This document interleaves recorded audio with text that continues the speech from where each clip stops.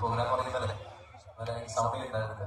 അതിനുശേഷം എനിക്ക് വന്നേക്കുന്ന മെസ്സേജുകൾ കോഴിക്കോട് നിന്നുകൊണ്ട് ധാരാളം അമ്മമാരും ചേച്ചിമാരും ചേട്ടന്മാരും ഒക്കെ അവരൊക്കെ എനിക്ക് വേണ്ടിയിട്ടും അമ്പലങ്ങളിൽ പുഷ്പാഞ്ജലി കഴിക്കുന്നു, അർച്ചകൾ കഴിക്കുന്നു, നമുക്ക് വേണ്ടി പ്രാർത്ഥിക്കുന്നു. അത്രയും സ്നേഹമൊക്കെ ഞങ്ങൾക്ക് വരുന്നതെന്ന് പറയുന്നത് അത് മഹാഭാഗ്യമാണ്. അത് എല്ലാവർക്കും കിട്ടുന്ന കാര്യമെന്ന് എനിക്കറിയാം. അതിൽ ഞങ്ങൾ എപ്പോഴും നിങ്ങളോട് നന്ദിയുള്ളവരായിരിക്കും. കാര്യം അത്രയും സ്നേഹം തിരിച്ചു തരുമ്പോൾ ഇങ്ങോട്ട് വരുമ്പോൾ നിങ്ങൾ തിരിച്ചു തന്നിരിക്കും. അപ്പോൾ കോഴിക്കോടിനോട് വീണ്ടും നന്ദി അറിയിക്കുന്നു.